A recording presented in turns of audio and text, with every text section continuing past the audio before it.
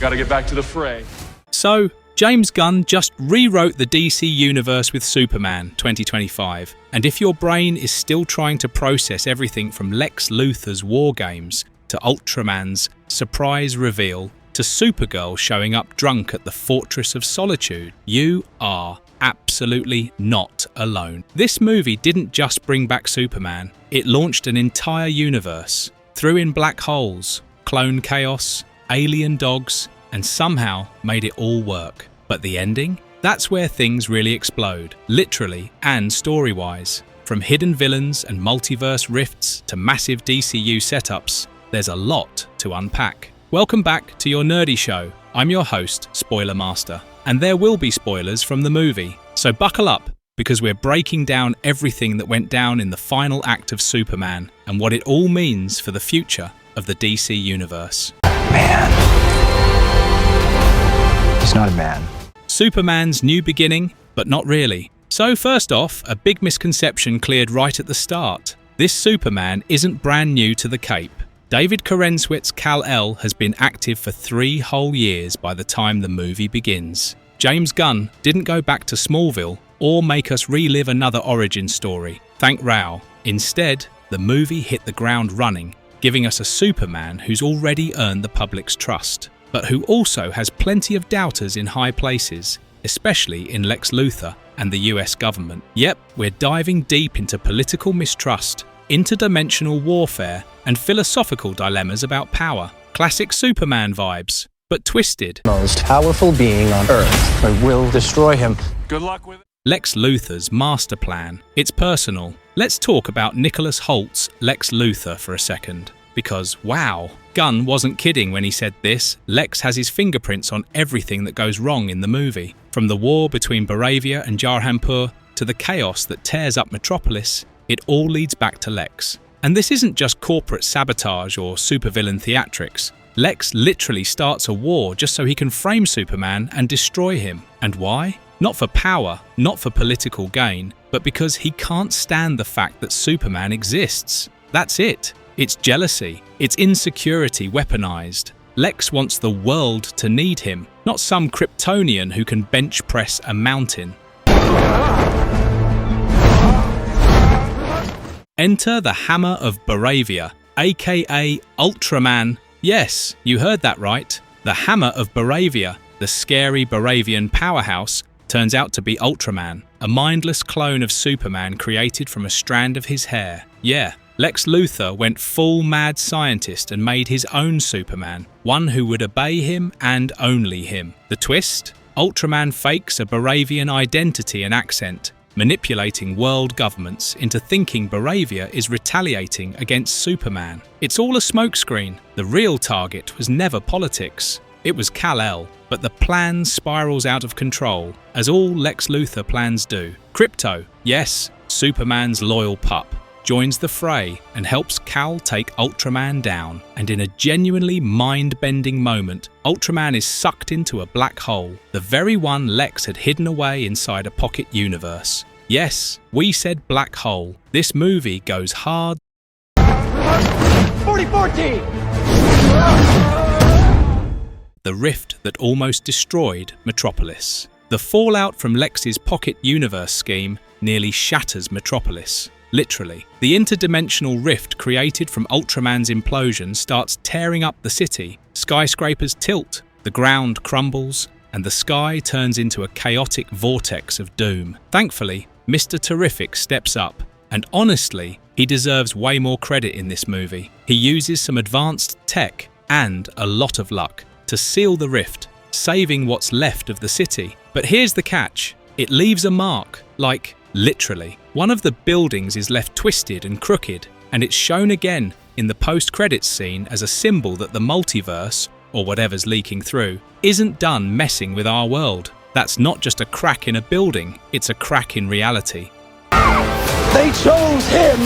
Let them die! Lex goes to prison, but is that really the end? So Lex Luthor is arrested, thanks to Lois, Jimmy, the crew at the Daily Planet, and, surprisingly, Eve Teschmacher. Remember her? Lex's ex, who helps bring him down by leaking photos with incriminating evidence in the background. Love a petty queen. He's taken to Belle Reve, the prison that DC fans know is more of a revolving door than a life sentence. That's where Amanda Waller recruits her teams. And oh boy, we already know she's building something. And here's where it gets juicy. Rick Flag Sr. shows up in the movie. Yeah, that Rick Flag, the father of the one Peacemaker killed in the old DCEU. Now he's working with Waller and seems very plugged in to the whole control the metahumans agenda. And considering Lex's genius and resourcefulness, it's hard to believe he'll stay locked up for long. He's not done, not even close. The Engineer and the Authority tease. Let's talk about Angela Spiker, the Engineer. She's introduced as someone Lex transformed using nanotech, giving her full-on body modification superpowers. She's powerful, unstable, and a wild card. But once Lex goes down, she's left kind of aimless. And that's where the Authority comes in. DCU fans already know that a movie based on the Authority is coming. And guess what? Angela is a founding member. This team isn't your typical Justice League. They're edgier, messier, and they do whatever it takes to protect the world. Emphasis on the quotation marks. Angela fits right in. Her story is just getting started. He's an it. The Justice Gang, a not-so-super team Superman, may be the headline act, but we also got introduced to the Justice Gang. Sounds goofy, right? Even they make fun of the name. But this team, started by Maxwell Lord, includes Green Lantern, Nathan Fillion as Guy Gardner, Hawkgirl, Mr. Terrific, and eventually Metamorpho. And no, Superman isn't on the team. He just works with them. It's a subtle but important difference. Kal-El is his own guy. He doesn't sign up for anyone else's rules. Still, the Justice Gang is positioned as the DCU's first superhero team. They're scrappy, diverse, and low-key hilarious. By the end, Metamorpho joins because, well, he just likes the name.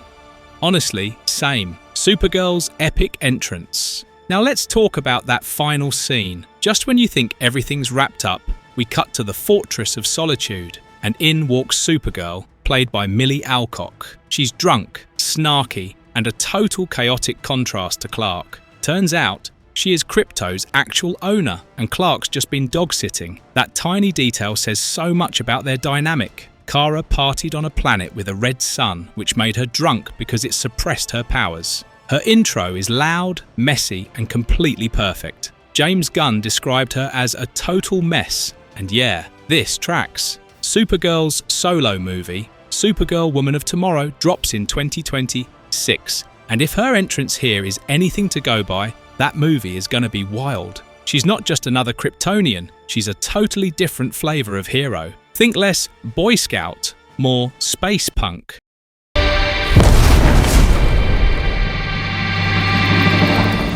Where it leaves Superman, the final choice. After the battle, the dust settles. Superman's back in the world's good graces, even though Lex tried to turn the people against him with deepfake messages from Jor-El and literal troll monkeys. Seriously, Gunn went full bonkers and it worked. Clark finally embraces his Earth identity. He replaces the old Kryptonian recordings in the Fortress of Solitude with memories of Ma and Pa Kent. That final moment is powerful. It's not just about rejecting Krypton, it's about choosing humanity, choosing to protect, not rule. Lois tells Clark she loves him. Jimmy's happily dating Eve again. Perry White probably knows Clark's secret, but is pretending not to. Metamorpho joins the team, and Mr. Terrific walks away as one of the DCU's most valuable heroes. Meanwhile, Lex is scheming in a cell, Ultraman is lost in a black hole, the Engineer is going rogue, and Supergirl just crashed the party. What this means for the DCU? Let's be clear, this movie did a lot. It introduced new characters, teased multiple spin-offs, and still managed to tell a focused Superman story rooted in heart, hope, and humanity. Here's what's coming. Supergirl, Woman of Tomorrow, 2026. Already set up.